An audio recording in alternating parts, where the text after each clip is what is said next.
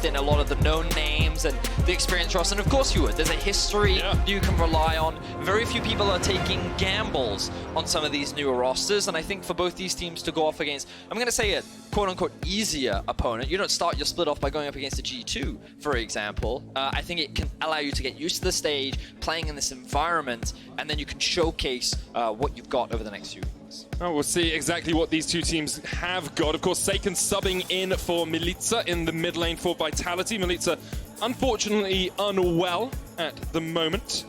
And Seiken, of course, has played on the LEC stage before, played Rise, one game against Misfits, had a very good performance, and then lost his second game. But with the Lucian, the Jarvan, the Akali, and the Qiyana bans already coming out, I wonder if we'll see an Aphelios banned away by either of these teams. Right now, it doesn't look like it.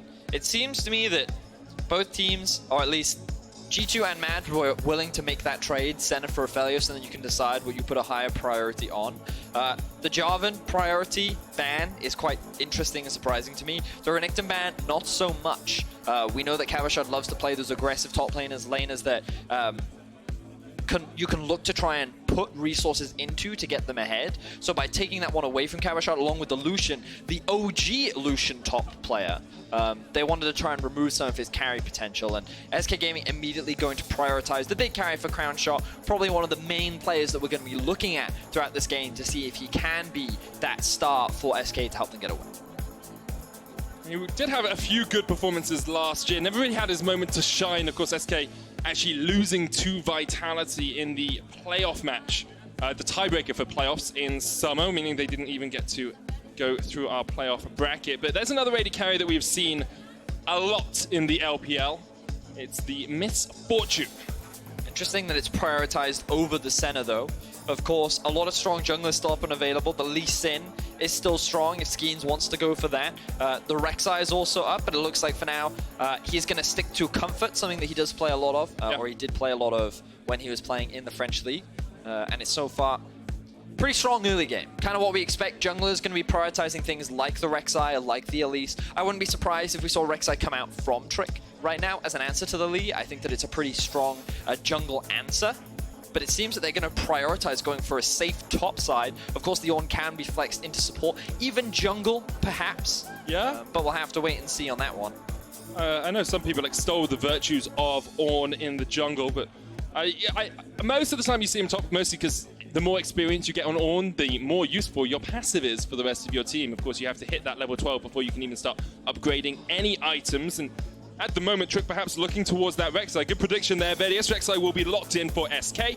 Vitality perhaps looking for their top laner so that they can't get banned away, and they will lock in Aatrox.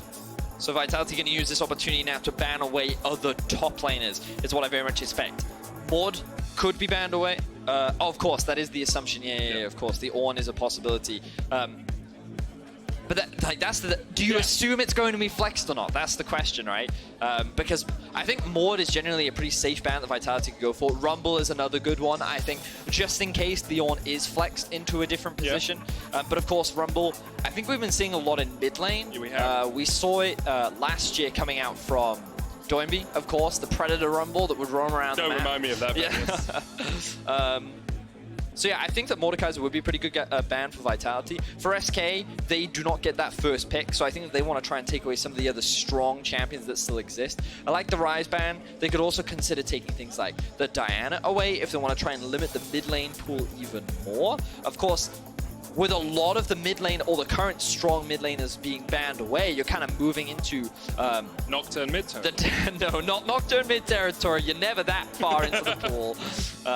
But yeah, LeBlanc was another one I was going to mention. Orianna is kind of the last one that you're looking at as a potential strong mid laner. So Vitality right now, they could just look to lock in their mid laner and go, well, what have you got left?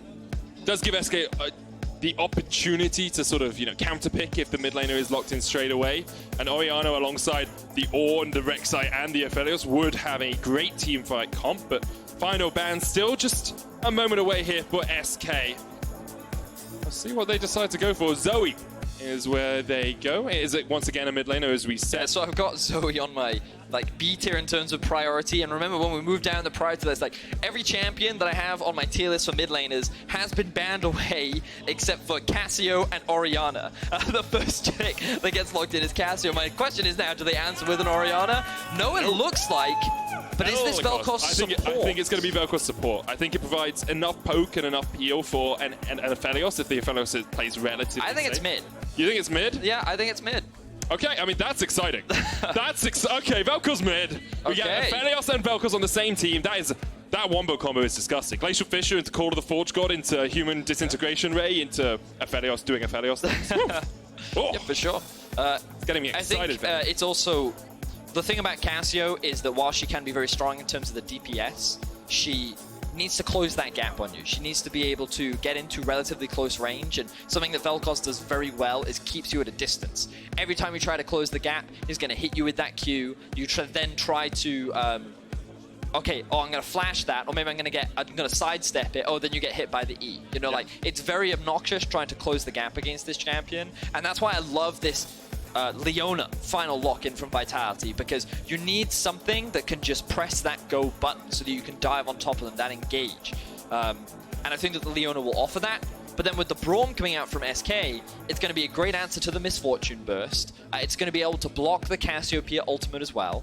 So I feel like SK have the more well-rounded draft. I think it's safer as long as they don't make too many mistakes in the early game. I think they have much stronger late-game options, because it's going to be very difficult for Vitality to force these fights unless they can find a successful flank, similar to what G2 were able to do. So Vitality will need to play around the vision game and around that Leona ultimate. I do see a cleanse on Crown Shot on that Aphelios, making it even harder to keep him locked down. And of course, Severum can heal you up in the lane, so you don't need that heal as much as perhaps you might. See their coaches shaking hands as they make their way away from the stage, and we get ready for the second game of the day. SK's draft seemed like the favorable one to you, Vedius. Vitality have a lot to do, especially in the early game if they want to get ahead. Yeah, I think the early game is really important. I actually want to see Vitality invest a lot towards the bot side of the map. I don't think shutting the Ornn down is going to do them a lot of favors. I think they want to try and get Comp ahead, and we know that he is a player that, when given resources, can carry, as he showcased a lot domestically in the LFL League. He really did. On LDLC, he won back-to-back splits, back-to-back playoffs, and then the grand finals at the end of it all as well. Sadly, didn't do too well in the EU Masters, but domestically he has had incredible performances and is used to playing on a stage, which definitely helps for your first game in front of the LEC crowd. Here we go. On to Summoner's Rift. That Vel'Koz mid. Gotta admit, it surprised me. Gotta look at this level 1 though. We can see Vitality looking to set up some shenanigans. Early vision going to come out from SK, so that will mitigate any early playmaking. No one's going to hit that ward. Ah, there we are.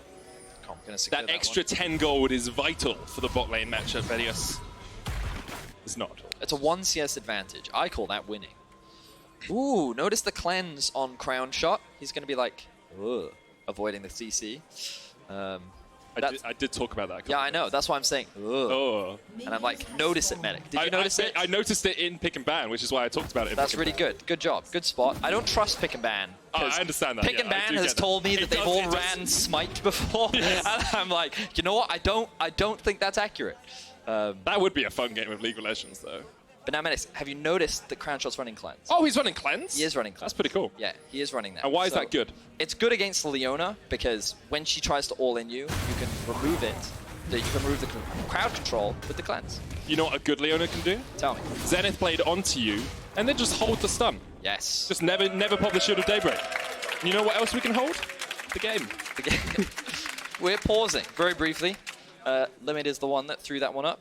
As you can see, our referees are dealing with the issue, and once we have some more information, we'll be able to get back to you. In the time being, you're listening to the sweet sounds of Medivedi.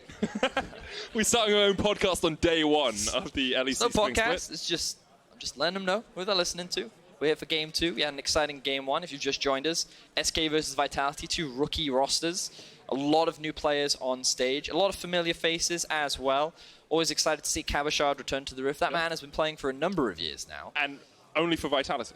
Only for the only player from the original Vitality squad with like Shook and Nuke Duck who is still around. Yes.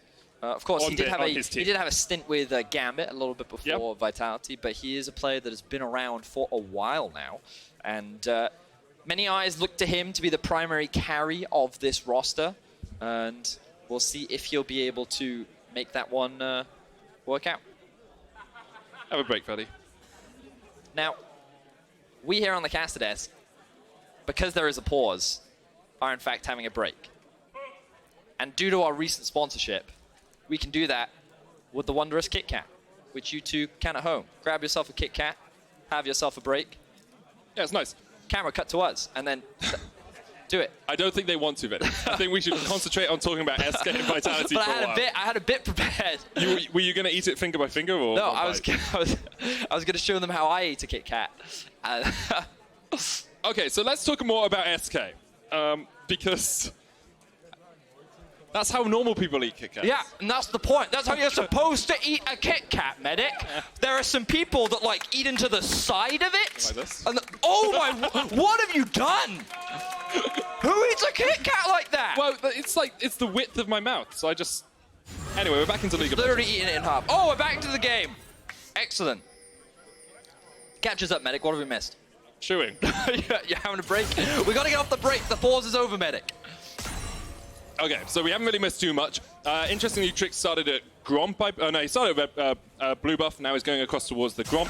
Skeen started at his red and has now gone all the way over to the Wolves, and perhaps not even doing a full topside clip. He's going to come across here and then clear this bottom side, perhaps look down towards that bottom lane for a gank. Yeah, so he can do Gromp if he wants, and that will give him level 3. But something that Ender has spoken to me at length about, and I really mean at length, is that junglers often will just do one side of their jungle because of how quickly the camps actually respawn. So I wouldn't be surprised if we just saw Skeens constantly return to his bot side of the map.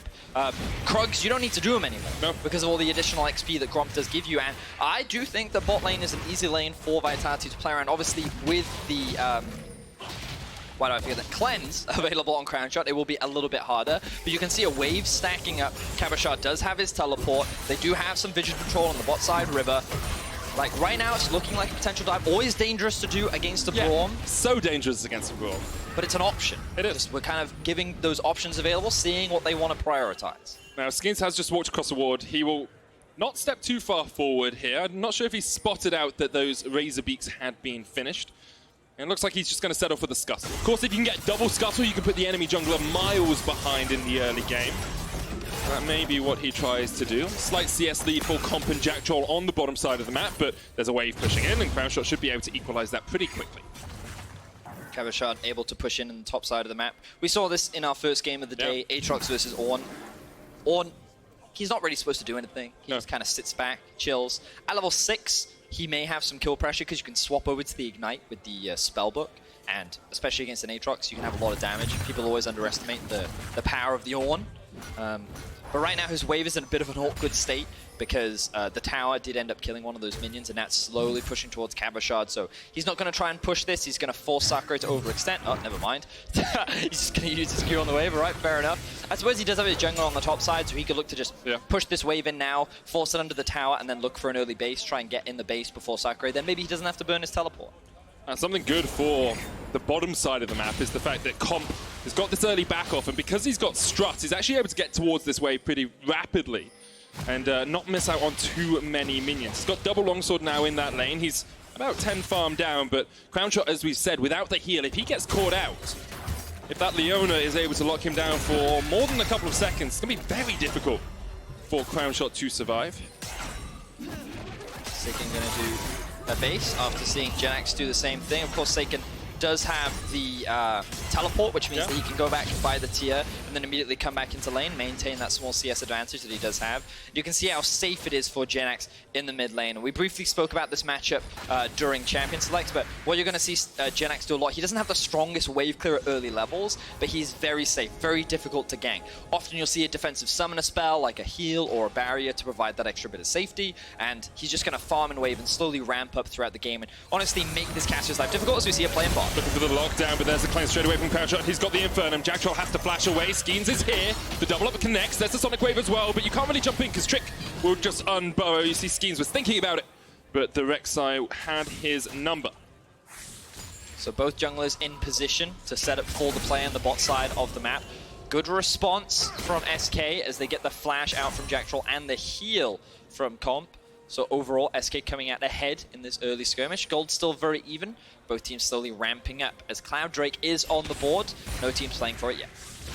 Crownshot not having the cleanse does mean he has to play that little bit more safely in this bottom lane. Of course, Limit can step between Crownshot and Comp and put up that Unbreakable to mitigate quite a lot of the damage, but Leona at the moment is in such a strong state, and I'm not going to say overpowered because I'm a Leona player, such a strong state that she can probably 1v1 the AD carry if he's caught out. So Crownshot needs to be just that little bit more cautious.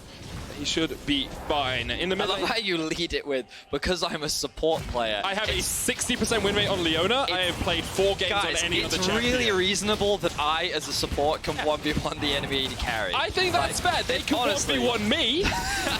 Yeah, I'm just evening out the balance, guys. Exactly. Honestly, it's about time. As a tank with 1 item, I should be able to kill the enemy AD carry.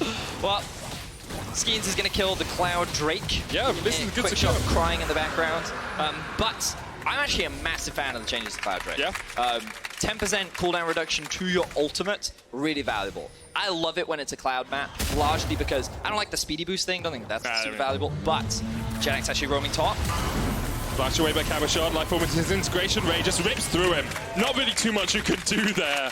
Sakurai will get the first kill on the board for SK.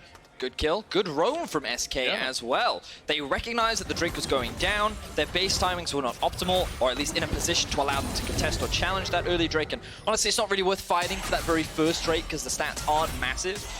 So they used that opportunity to roam top. They had a wave stacking up. Trick is now behind Cabo, but he's not going to look for anything as Sakurai is not in a position to answer. So again, if you look at your minimap, you can see that Cassio had to go and answer the mid-wave. A very clean dive coming out from SK. Trick was here as well. Overall, everything came together, very clean set. Yeah, as soon as you flash away, you know that Life Form disintegration ray should be able to find its mark. Sakurai locking Cabo up against the wall made it very easy for JerAx to get damage down. Across the board, no real first completed items. It's only 8 minutes into the game, but we can see the essence of them coming in. But there's no real massive gold leads either. But this is fine. This is around the time when the game broke open between G2 and Mad as well. We'll see if anyone gets caught out. But I feel like fights happen a lot earlier, largely because junglers want to try and force action earlier. I feel like that it's a lot harder for junglers to have an impact compared to how they used to because of how they ramp up and how they scale throughout the game. So a lot of junglers this day and age are looking to try and have influence early on, so within the first 15 minutes. And that's why you see a lot of these Lee Sins, Rek'Sais, Elises. And now that Trick has hit level 6, he's pathing towards the bot side of the map. Sakurai has pushed out top, and you can see, I thought he may look for a roam towards the mid bot side. But I feel like action is a brewing. Skeens on a ward. Once again, Trick is down here. They're going in. Look for the damage, and you can see Limit almost taking down the Unbreakable. He's ticking away. There's the Ignite. And if the AD carry has cleanse, just go for the support. There's the action that we were hoping for. Yep. Vitality are able to answer back with a kill. They secure it onto Limit. He didn't hit that level 6 mark yet. So Vitality used their level advantage to force a play, and even though Skeens was spotted on a ward and Limit was trying to play defensively, it wasn't enough. Vitality answered with a good kill. It means there's only a 300 gold difference between the two teams. Skeens on the board in terms of assists. Saken's going to be able to chase out Genesis. Didn't hit gotta that run, dude. first You gotta Noxious Blast, run. but you got to run, as you say. He's going to heal away. Second Noxious Blast will connect. Jack Troll, Skeens, and Comp teaming up here towards the top side. They know there's no objective on the bottom side of the map. You just go for this Rift Herald and see if you can force Sakurai out. It's a good swap from Vitality. I liked it. SK did see the Drake go down earlier, but they didn't want to swap too early into the game because they were still pretty low level. But Vitality, after getting that kill, knowing that they can get a good reset in, have now decided to swap, which allows them to be in a position to set up, contest for, and play for this early Rift Herald. And I think early in the season, this is always what we're looking for from teams. You know, a degree of coordination, everyone looking like they're on the same page, being able to make these standard, in inverted commas, macro plays. And then as the season develops, you see more of that synergy come out. You see more of the big plays made between, you know, jungle mid laners or the support duos. So the thing I always look for with rookies is how many risks are they willing to take? Yeah. Because it's scary. It's nervous playing on the stage, Oh, yeah, especially in front of a live crowd. You don't want to be the person that costs your team the game or has a bad game. So more often than not, it's better to just take the safe approach. Oh, could I go for this trade? I could, but why risk it? So let's not. And one of the big advantages, and I mean, we saw it in game one, teams that are willing to take those gambles can often turn games and swing games and be that avenue into finding an advantage. And like, we are seeing Jack Troll make a lot of the plays towards the bot side of the map, but as we approach the mid game, as we get closer to these early tower plates falling and the map opening up a little bit more, I'm looking at which players are the ones taking those gambles, which are the ones stepping up, and which of these rookies that we do have on the Rift right now are willing to showcase the stuff in the early. There was actually a great interview that Dash did with Golden Glue on the LoL Esports channel, talking about that very thing, where Golden Glue said, I used to worry that people would flame me if I made mistakes, and then I think it was Reaper said to him, look, you got to make the mistake because you never know if you can make the play unless you've failed it a few times. So we'll see. That's my solo queue mentality. Like, I fail you could not do it in lot. my game. I fail so, but you know I'm fail a learning. lot. It's all a learning process, Yeah. Nick. You've got to learn with me. You know, like think about the beginning of your casting career. It was just failure after failure, but then by working with me, you see how you grew and got better. You see? I definitely grew physically. Of course, it's always a pleasure to cast with you, man. Always Had fun. a lot of fun so far in the first 2 games. The Ocean Drake now going to be secured by SK. But if we actually look at the wave state and the positioning of SK, this is a bit of a gamble by Trick. Can he steal this one away? Yes, he can. And there's tunnels. Yeah, exactly. That's why he was able to do it. Even though he didn't have anyone in the mid lane, he has this network available. Thank you, observers, for highlighting this. And because of that, he was able to sneak into the Dragon, started off, and while Vitality could have contested, unfortunately they noticed too late, which means that they end up losing that. Now the mountain has spawned. You can see that there's a lot more terrain on the map, so you have to be very careful when fighting in these choke points, because it's very dangerous, especially for these strong team fight comps. And with a Vel'Koz on the board, what that basically means is, if you try to fight, do you see where Jack Troll is right now? This position, very dangerous to try and force a 5v5 in because of the wombo combo potential, but the same obviously applies for Vitality. Misfortune ultimate inside that narrow Solar choke. Flare, yeah, exactly. Petrifying Gaze, Yeah. Lee Sin kick. So you got to be careful. Like, it can be both a good blessing and a curse, depending on who the initiator is in those situations. Well, we'll see which team is able to pull the trigger. That Rift Herald is there off towards the top side. Neither team's actually been able to secure the first one as of yet, but Crownshot still not completing an item on this Aphelios. Went for the Zerka Greaves with a BF sword, but Essence Reaver on comp, so he has that little bit more combat strength. Seraphs is stacking up Forsaken in that middle lane on the Snake Lady, the Cassiopeia. I mean, across the board, things are pretty even. I do want to give some credit to Sakurai in that top lane. He's been able to keep that CS deficit that we've seen in an Aatrox versus Ornn matchup pretty close. It's only about 10 farm between those two laners. Of course, he did get that kill. That helped him a little bit. Yeah. Saken now hitting level 11, as you can see on your screen. And they're going to hand this blue over to Genax. So level 11 is a pretty big spike for a lot of champions. They will have that second point in their ultimate, a lot of extra damage. The Aatrox is coming up. He does have the TP. TP used first by Sakurai. Here we go. Solar Flare's going to land on the back line, and there is the bullet time. Trick has to flash away. Teleport coming in by Vitality. Call of the Forge God, though. That's in a great position. Jack Troll knocked up. The Moonlight Vigil sniped him down. And Crownshot is getting chased off towards the top side, but the Rift Herald has been restarted by SK. Skeens could look to steal. Hasn't got his flash. Has got the smite. Sonic Wave. Didn't see if that connected. It can't have, because there's the smite. Trick secures it, and the more experienced jungler wins out on the day. So, SK played that very patiently. They used their range to their advantage, and they didn't get baited into this team fight that Vitality were trying to force. Now that they were able to kill, or at least force Vitality back, they're now in a position to secure this mid tower. And this will be the first tower of the game. So, overall, very well played by the SK squad. Very good stuff all around, and I said Trick, the more experienced jungler, not only in terms of LEC years, but also on the map. He's level 9 to level 7 here. Trick, level 8 at the start of the fight. So the positioning is not optimal for SK. You can see that Limit and Trick are the ones that get engaged on, but of course this is a Braum and a Rek'Sai, so they just soak up a lot of the damage, they buy time, and Crownshot, while ultimately shouldn't have been able to get into the fight, uses the very long range of his ultimate to snipe out the target, find himself a kill, and with a numbers advantage and no ultimates left on Vitality, SK can walk in, secure the objective, and walk back out. There's a minute and a half before the Mountain Drake spawns as well. Still a long way away from a soul for either of these teams, but with all of these level 11s being hit, you have to expect more action on the Rift. 15 minutes in, there's about a 1,500 gold lead for SK. Trick caught out here, looking for the tunnel away, will get the knocker, but Seika just sinks in those bangs. There's another kill across towards Vitality, 2-2 at 15 minutes, and SK maybe not done yet. Inferno Chains lands, doesn't quite connect onto the limit though.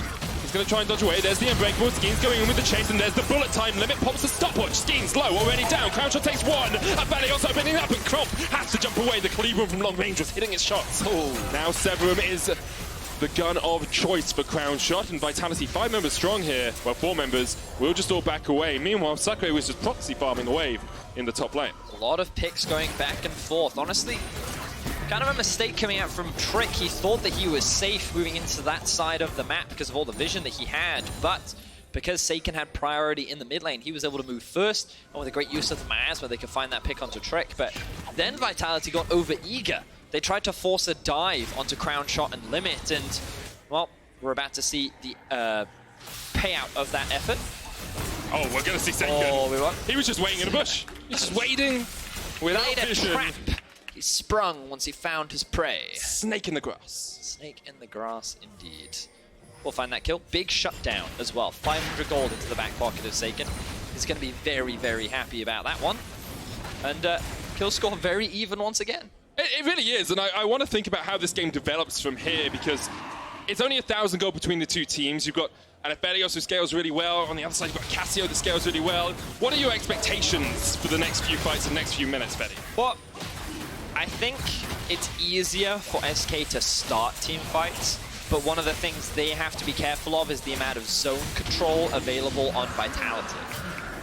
Vitality have Misfortune Ultimate, they have the Misfortune E, there's also the Leona Ultimate you have to be careful of, there's also the Miasma on top of the Cassio, and you're just kind of looking at this composition, you're like, wow, there are a lot of things, if you try to close the gap, are going to get in your way and they're going to be really obnoxious to deal with. But SK do have a lot of range. You know, the long-range ultimate from Crownshot, the long-range damage coming out from Genax. So I'm quite curious as to how these fights will play out, because while I feel SK have a better range advantage, it's actually very difficult for them to force engages onto Vitality because of how good their zone control tools are. But kind of my hunch says that SK should have an advantage in these fights, but I don't want to commit to that just yet. I'm not forcing you to commit. I want an overall picture. I think week 1, day 1, you committing to who is going to win fights in a Summoner's Rift experience we haven't seen too often recently. It's not something I'm going to force you to do, Vedius. We are starting to see those first couple of items across the board. You can see Liandry's alongside the Seraph's Embrace, upgraded for Seiken. Essence Reaver on Comp, Essence Reaver on Crownshot. And that all is getting up towards level 13, so he'll be waiting for perhaps an Infinity Edge from Crownshot so that he can pop that one up towards a Molten Edge. So what we'll start to see is carries start to take away jungle camps. Jungle camps spawn much faster. Ender tells me not to do that. Yeah, but well, it's funny because Ender tells me to do it all the time. You can see Comp doing it right now. He's just going to take some of these jungle camps. Of course, Skeens is here, so he's not just going to take it from him, but if Skeens is clearing the top side of the map and wolves spawn, just take him. Yeah. Because they're going to spawn back so quickly, by the time he makes his way towards the bottom side of the map, he can probably actually just pick up the respawning of the wolves. So it's one of those things where you'll see in the mid-game, junglers will start to lose a lot more farm, while the laners will invest more and more into taking this gold, because they're more important. That's why we see, again, a lot of these early game junglers, because their purpose is to be relevant in the early game. They're supposed to be hunters, killers, fighters, whereas the gold and the resources really need to be more invested in the actual carries. I mean, that makes sense to me. Vitality actually yet to get on the board in terms of turrets. I was just noticing that SK have cleared that entire tier 1 set. And once again, Vitality didn't really have the vision control to know they were safe here in the top lane to take down that tower. So a 2,000 gold lead for SK, going to come predominantly from the turrets line they have taken. There's about a 20 CS lead between the AD carries, but right now that's nothing too consequential. Yeah, a lot of the gold difference is actually between top and jungle, surprisingly. The farm advantage coming out from Trick is what's giving him that advantage initially. So I love that. It's just like, gonna charge at you and exhaust. Yeah, he just wants to use it. Get it out of the way. Once his teleport available. Baron is up. Dragon is going to be up in 2 minutes' time. This game has been a lot more chill compared to what we had in the last game. And we talked about like nerves of rookies, people less experienced playing on stage. Scaling, scaling. Oh yeah. That wasn't a snake joke. Promise. We already made that. Oh wow! I didn't even think of that. All right, well, use it for later then. Seiken scaling in the top. He knows Tricks there. He saw him. There he goes, straight to the Petrifying Gaze, and Skeens is waiting round the corner. The Dragon's Edge kick is not going to be enough, though, and the Lightform Disintegration Ray finds its mark. Tricks still dies somehow off towards the side, just poison takes him down. Even with Sakurai teleporting in, SK were not able to react. Wow. So Seiken was able to turn that actually in his favor. He now secures himself 3 kills and a small gold, well, kill advantage to Vitality. Oh, here we go again. He knows. Here we go again. Hunting Genex his has prey. the flash on the chase. There's the miasma. Can't flash away from that. And the chase is on. Skeens and Seiken team up once again. So they find another pick. They will also secure the bot lane tower. So Vitality now equalizing the gold and just finding these small advantages up against their opposition. We'll have a look back at how this play happened. Again, the pings come down, they know, but they believe they can win this 2 versus 2. So, Sun comes through. A bit of a misplay there from the kick, but yeah, Seiken just lands the Q, and of course, now that has 5 points in it, it does a lot of damage, especially with the Leandries. Well played there by Seiken to actually turn that into a kill, so good job by him. Another turret going down to Vitality as well. First time in a while they have had that gold lead. Meanwhile, everyone is grouped up in mid as the fight begins. Sakurai going in. Sonic Wave's going to connect, and he's just stunned up, locked in place. The power of the sun rains down on his head, but you do still have to be careful about Crown Shot. He's popped that Moonlight Vigil. The Infernum didn't do too much work, but did distract and dissuade Vitality. And now Seiken has joined the squad, but he's sitting on a couple of wards, one of which he was able to clear out, the second of which he now notices is there. You can't be a sneaky scaling snake unless you have cleared out that vision. Now, a lot of resources were burnt to try and kill Sakurai. He still has his ultimate available. Trick has just hit level 11, and Vitality were unable to kill him. This means that SK have priority over the Mountain Drake, but they're trying to threaten the Baron. They're saying, hey SK, if you want to do that, then we're going to go over here and do this. And SK are like, whoa, whoa, whoa, whoa. We don't want you to have that. So it seems that we've had a bit of a gentleman's agreement. Vitality has said, okay, we'll just take our vision, we'll back off. Yeah. And SK is like, okay, we'll take the Mountain Drake. Now, we talked last game about how the Mountain Drake can benefit very tanky comps. With things like Ornn and Braum, I'm a big fan of the Mountain Drake because of how valuable it can be, but of course its percentage resistances increase. So, Misfortune, the Vel'Koz, the Aphelios, yeah, not so much. Not really going to gain much value from it. It's much more valuable to those tanks, to that front line. And part of the reason, well, not the reason, but like it's a nice quality of life thing for the tanks to make them a little bit more impactful. Anyone who noticed that Jack Troll used his stopwatch a little bit randomly, he was going back to buy Gargoyles, so he just wanted to stop any damage from coming through to him. Gargoyles now complete. We are seeing this a lot on tank supports. I think I saw a Cadro tweet which said, I'm not sure which is tankier, a 4-item Ornn or a Leona with stopwatch. And it's true. It makes you incredibly Leona with tanky. stopwatch. Oh yeah, 100%. That W... Wait, we can check. I can check. So it doesn't work with W because it's... No, but the W just gives... Oh yeah, flat armor and magic. Yes. Like 40 and 30, I want to say? Right now, it gives the Leona... 40 and 40. 52... and 54. 52 armor, strong. 54 magic resistance. And then you just increase your health by 40% or 100%, depending on how many players are around you with the Gargoyle Stone Plate. That's the thing with Leona and Nautilus. If you're building a first item, make it a Gargoyle Stone Plate, because you're always going to be in the middle of the enemy team. That's fair. There you go. Wise words from Medic, the support main. I have like a 60% win rate on her, just because she's slightly... I mean, I noticed that you've now casually dropped that twice in this game. I wonder how many times you're going to mention it throughout the day, Medic. I think it's just very important that I remind people how good I am at Leona. Just so that when you give people Leona facts, it's like, it's from a credible source. Guys, I know what I'm talking about. It's like if you gave me a Nocturne fact. Yeah. Let's not talk about Nocturne right now. It's not going well. In any case, the Dragon spawns in about 3 minutes' time. Baron isn't up. One thing that we haven't spoken about yet this game is the Baron taking power of these teams. Cassio, very good Baron taking champion. She just melts through that objective. I believe that Aphelios is also a good Baron taking champion, depending on what weapon he has available to him. Gravitum, depressing. But if he does have the Crescendo, he just, that Baron just gets like melted. Oh, he's got it, Betty. No, he's not going to do it now, is he? He's not he's like, well, Crescendo, got to do Baron, let's go. Let's go. No. Okay, Betty, because the game has been a little bit slower, Yeah. do you want to play Medics Quiz? No. Couldn't No. think of a good name. Good name for Medics Quiz. Medics. All right. What are the Bit of subjects? trivia. Okay, we have one subject. Okay. Trick. Okay. Okay. We are guessing how much damage Trick has done to enemy champions this game. I'll give you 3 options. 3 options. Less than 1,000, between 1,000 and 5,000, or more than 5,000. Less than 1,000. It is less than 1,000, okay? Let's play again. First option, less than 500, between 500 and 750, or more than 750. I'm going to say less than 500. Less than 500, Verius. Okay, here we go, last This time. is a tough quiz. 240, 360, or 480. Is it 240? It's 240 damage to enemy champions in 26 minutes. He's done less than 10 damage a minute to enemy champions. Oh.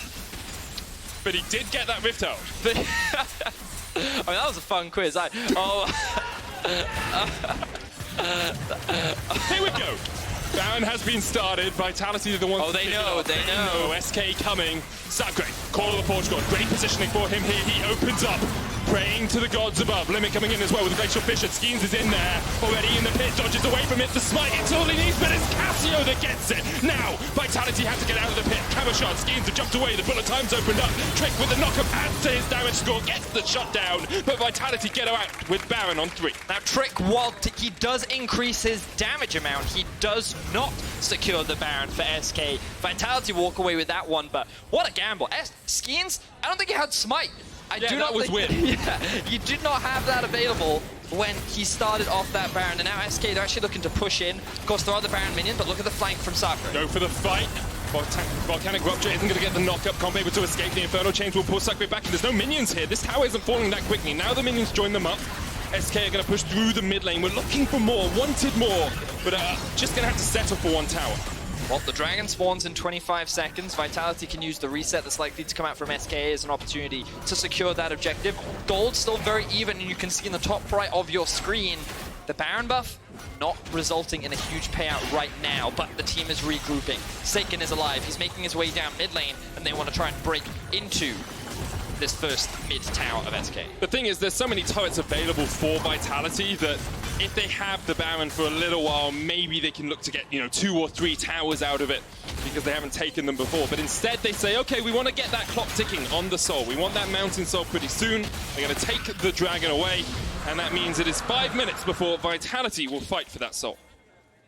Look at what Limit is up to right now. On the top side jungle, he's just dropped 2 little wards on Vitality's top half of the map. Wants to make sure that he can see what they're up to, while Trick also steals away some of these jungle camps. Just good awareness of where Vitality is on the map and how they can get some vision down, while Comp takes away some more jungle camps. But now Vitality have their eyes set on the bot side jungle. They want to see if they can secure this tier 2 in the bot lane. Sakurai not going to offer enough wave clear, and they see Crownshot in the top lane. They know that he's there, the risk of a collapse is very low, and Caba's just going to be like, alright, I'm just going to slowly chip away at this tower while the rest of Vitality siege in mid. Cabu, very experienced in playing this sort of position for the team. Will just back away when he needs to. There's a cannon minion in this mid wave, so it should be pretty easy for him. Seiken actually perhaps looking for the dive in the bottom lane. He's going down there. Vitality back away from the mid lane wave. They're looking to see if Sakurai stays too long. He doesn't, and the tower will fall. Overall, 115 gold so far from the Dragon. And from the Baron side, and we'll see what they are able to get out of the rest of it. 20 seconds left, that's going to be it.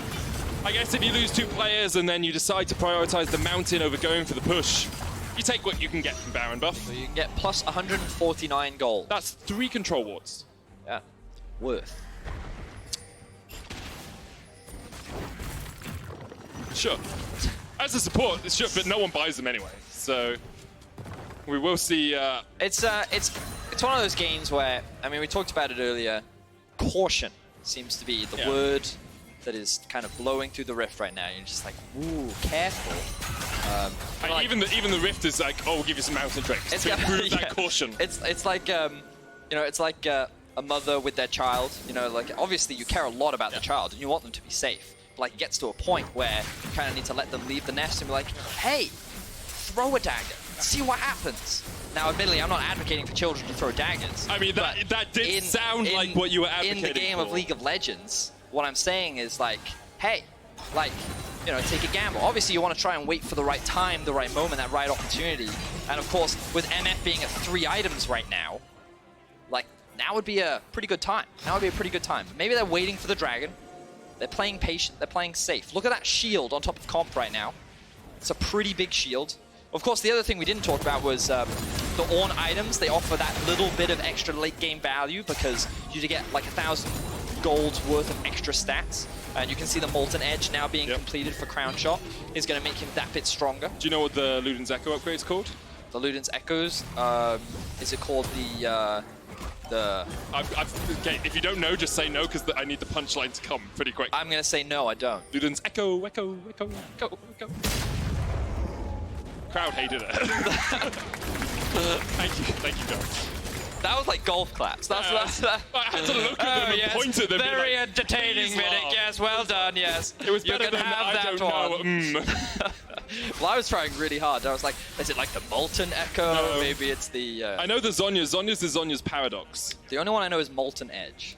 Well, that's because I said it in the last game. No, but I also just know that one. Do you know what? Ooh, okay. Miasma coming down. Sakura might just die before the rest of his team can come here to save him. Noxious Blast doesn't quite connect the second time, so Seiken just trading in here. The rest of SK on their way, and Seiken caught out. Even with the Petrifying Gaze, isn't going to be able to do too much. SK find a kill in the top lane. Yeah, the moment that knockup landed from Sakurai, that was all SK needed to jump on top of Seiken. He's going to lose his life. But Vitality will answer with a mid-tier 1, so they can't really complain. Sure, the mid lane is dead, but there's no real objective on the map to play for right now. They can't convert it into a Baron, they can't convert it into a Mountain just yet. So Vitality, they don't really lose that much. Not at all. It is the Luden's Pulse, by the way, Vedius. I've just looked it up. So we were actually changing the wrong word. We were I changed Luden's Echo into Luden's Echo. Medic. We were both wrong. It's all good. Okay. We were wrong together. Okay, Vitality with a 2,000 gold lead here, but really at this point of the game it doesn't matter too much. 3 items, 4 Crown Shot on that Aphelios. Have to watch him in these late game team fights. He's really, him alongside Genax's Lifeform Disintegration Ray is all of the damage that's going to come out from SK. Ooh, here we go. Oh, look, he's got Severum. Oh, and he's got Infernum. I mean, it can still hurt. Infernum and Severum, like, he's going to shred through this. Yeah. He's going to go. Oh, look, Vitality actually can't get anywhere near this. They have like 0 vision control. The Observer's highlighted how much they can actually see, and for Vitality, it's complete darkness right now. Yeah, all of Vitality's vision is based around this soul that might be coming up in a second. Sakurai may be giving the game away as he pops the call of the Forge God. Skeens is on his way, could look for the steal. What a play it would be on your first day in the LEC, but Trick secures it, and now Seiken has started up the Mountain Dragon. It would be their soul, it would be their fourth, but SK running 5 members strong down towards this bottom side to stop them in their tracks. Now Jacktron and Vitality have the flank. We talked about it all the way back in Pick and Bans. Vitality need these flank positions to start off a fight. Jacktron going in, the power of the sun comes down, but he's not able to land it. Seiken though, now has the flank position. Looking at the damage onto Genax, almost takes him out, but Crown Shot is opening up. He has the Calibum, the Crescendum, everything just shredding through Vitality, but the soul has been picked up. Vitality have it. Still, you can see the damage coming out from Seiken. He will fall in the end. Comp gets 1, Crown Shot gets 1, but Vitality end up getting the soul. Wow.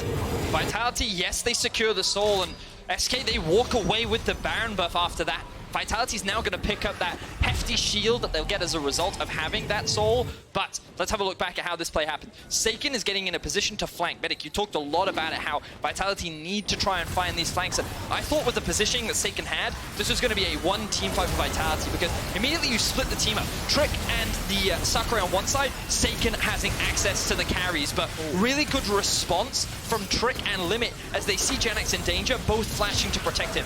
Of course, this does leave Ornn vulnerable, and it leaves the Mountain Drake available, but it was more important to keep the carry alive, and so Crown Shot does pick himself up another kill. He's now level 16, 4 items completed, and he's feeling very strong, but also no summoner spells available on Genax. Props to Seiken for finding that flank, because if you had been able to kill Gen X there, that could have been a huge swing and a massive win team fight for Vitality. And as you said before the replay, the Mountain Soul now picked up for Vitality. You get this shield that scales with AP, with AD, and with health.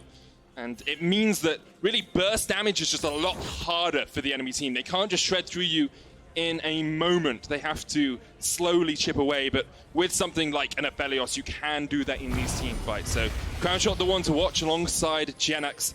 For the side of Vitality, you have to keep your eyes on Seiken. He's been in the right position, the right time, too many times to count.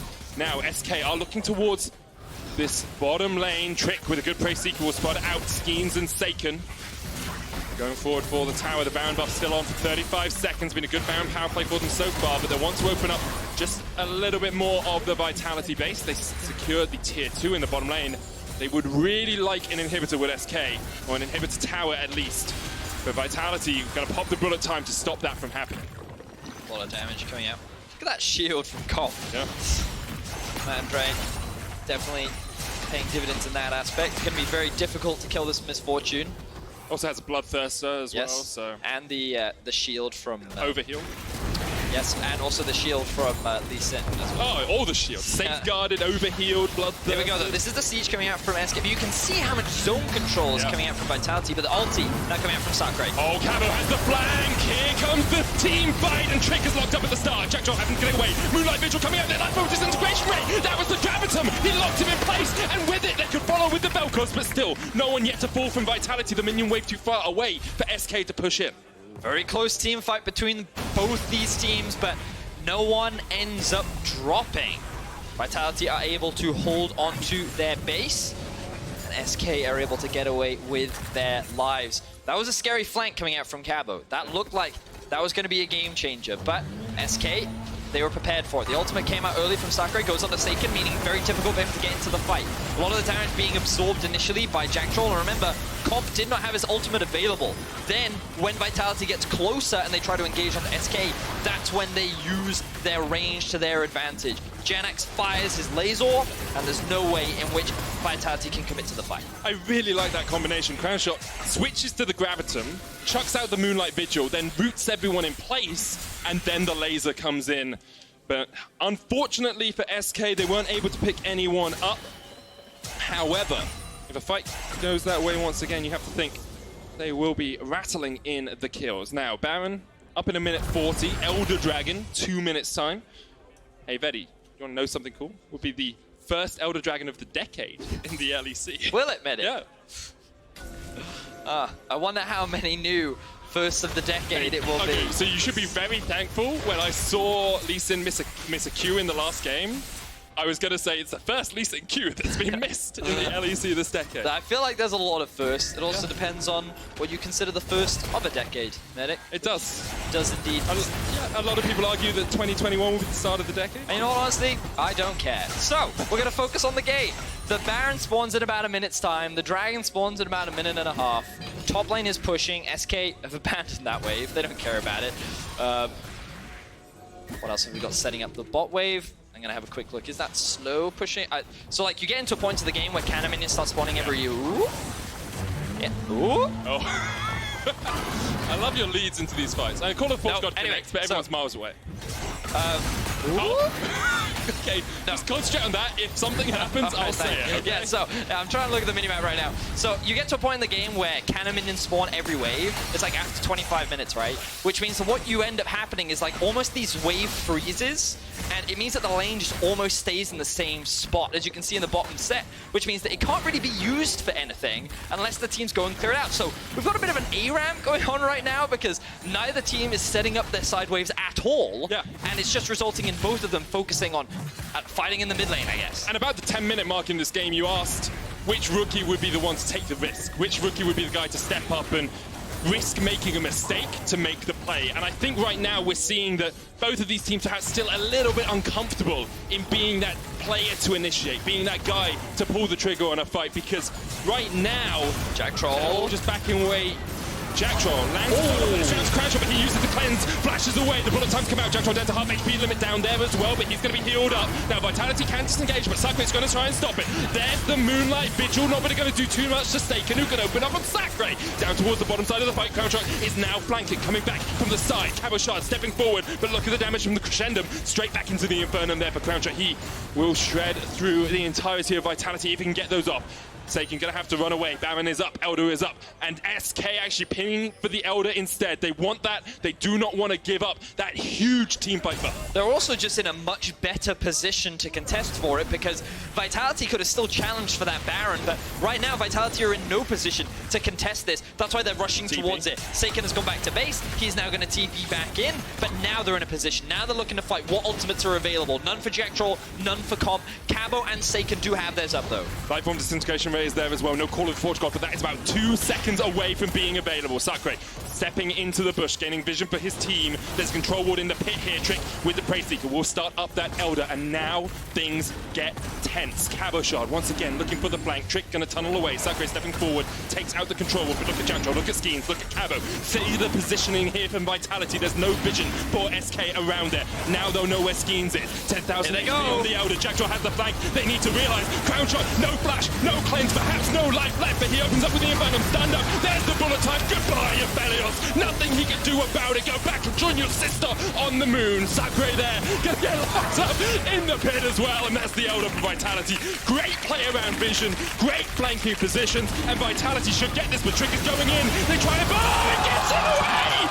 No way should you do that, Trick. The 4-time champion of the LEC makes the play his team needs. He does steal away the Elder, but that's not the objective you need to steal away. Baron is far more important this late into the game because while that Elder helps you with the team fights, it's not going to help you defend from a siege from this Baron up Vitality comp. Medic, you called it out. Really good setup from Vitality overall. The whole flank was coming together. Cabochard from one side, Jack Troll from the other. And once they executed, they could get onto the flashless Aphelios, who was their target. Thank you, observers. Highlight here on Jack Troll. We heard him yelling, and that was the call to go. They dive on top of Crown Shot. He doesn't have the same defense. He does get good peel from Limit and Genex, but when Cabo flashes on top of you, when Comp throws out the ultimate, there's very little you can do when you have no innate escapes. That allows Vitality to get the cleanup and start their way towards the Elder, but they can't stop Trick from getting into the pit. They go for the 50-50. Oh, he smites way too early. Smite about 1,400 HP or so. Trick unable to escape at the end, but Elder Dragon still sitting on a couple of the SK players. You get this huge buff from it, executing enemies when they hit 20% health or less. You get this immolation damage. Just more lasers in the game for you, Vedius. I know how much you love a good laser. Yes, that is true. Now, Thanks Saken for agreeing with me. Saken now pushing in the bot lane. He's going to wait for the rest of his team to group up. They're looking to try and control this bot side of the map. Top lane, I don't think it's been touched in the last like 10 minutes. Doesn't matter, they don't need it. Oh, Vitality's actually going to reset here. They've only got a minute and a half left on the Baron. Remember that 30 seconds was kicked off of the Baron duration compared to last year. So you only have a smaller window to actually utilize it now.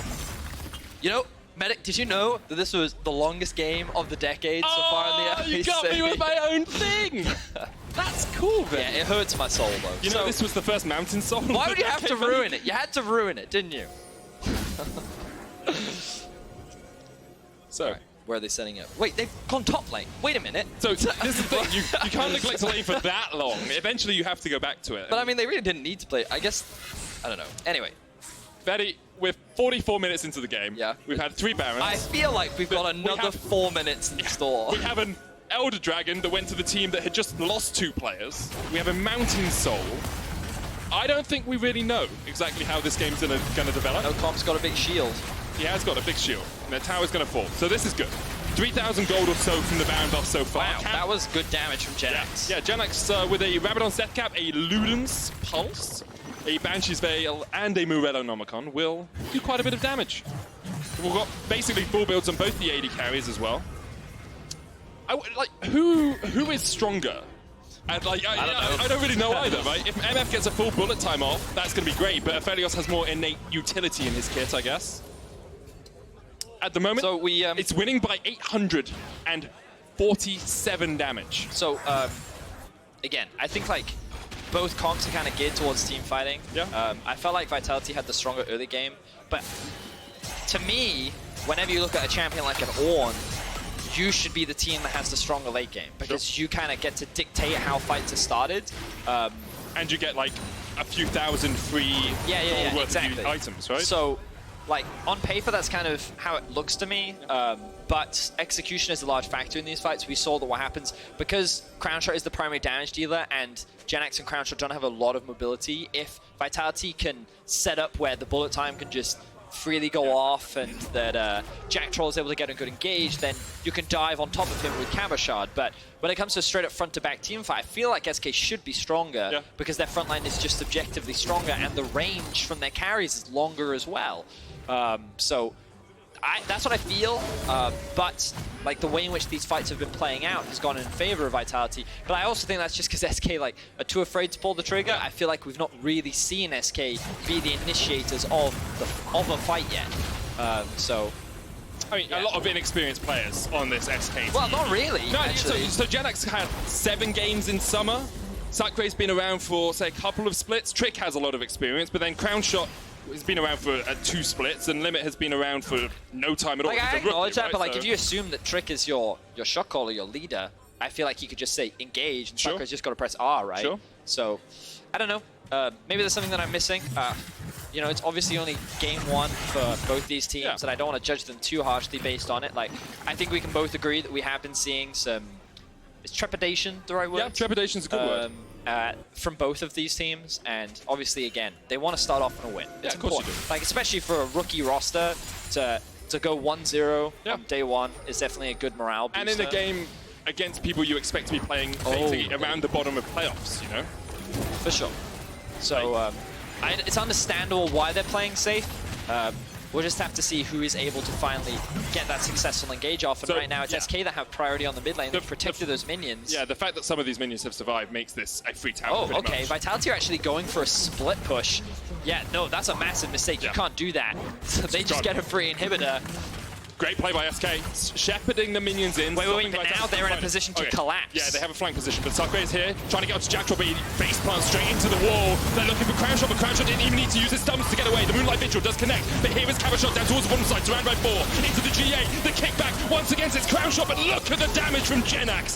Just ripping through Vitality. Cabochard running for the hills and running back to the fountain. Skeen's going to try and get away, but once again, Vedius, the Elder Drake is alive. And Crownshot summoner spells are all still available. It looked like Vitality had a good collapse there, but they couldn't execute upon it, and they end up getting punished. And we got to see a little bit more of the team fighting power. Like, Crownshot was just untouched. If you don't get on top of him, he just melts through everyone that comes close to him. He had the Crescendum available to him, and so much damage. Now, the Baron is alive as well. Seiken is sitting in this bush. This has to be the biggest play you ever done. He's not going to make the risk. You can see the damage on his screen right now. Seiken did 0-0? He wasn't in the fight. Oh, of course, he went bot lane, didn't he? Yeah. But here we go. There we go. Will Skeens be able to steal? Will Vitality even fight through it? You can see they get a little bit of vision with the Farsight alteration, but Seiken perhaps is going to go in. Skeens has the blast cone.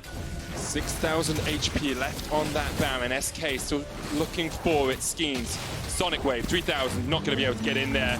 He knows that there's not really too much he can do. The Call of the Forge God will keep him away, and that is the Baron, 4th of the game, alongside the Elder Drake.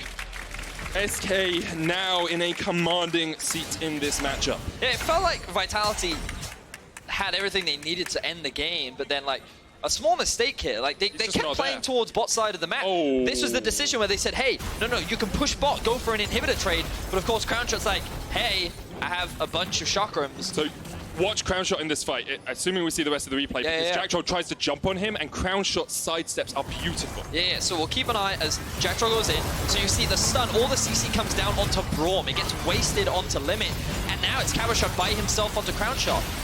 Crownshot does get kicked in, but the laser does a great job of zoning the rest of Vitality away. Comp, I don't think he even used his ultimate in that fight. And yeah, SK just really good execution, and honestly just miss execution coming out from Vitality. A bit of a mixed call from them.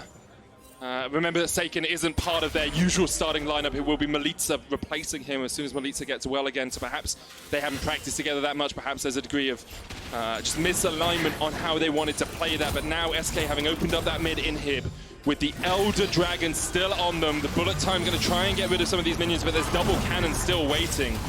And you can see how quickly that tower does fall. That's one. Looking for the seconds. They go towards the inhibitor. SK trying to open up their Ledger with a win here in the LEC.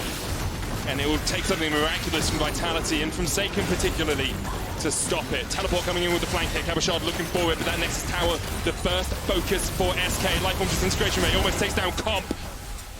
Just ticking away, just about survives. First Nexus tower's down. Seiken stepping on the front line. The damage already on Skeens. He's going to get locked up. Just need one more order, but can't quite get it. Comp trying to open up. Seiken forced away.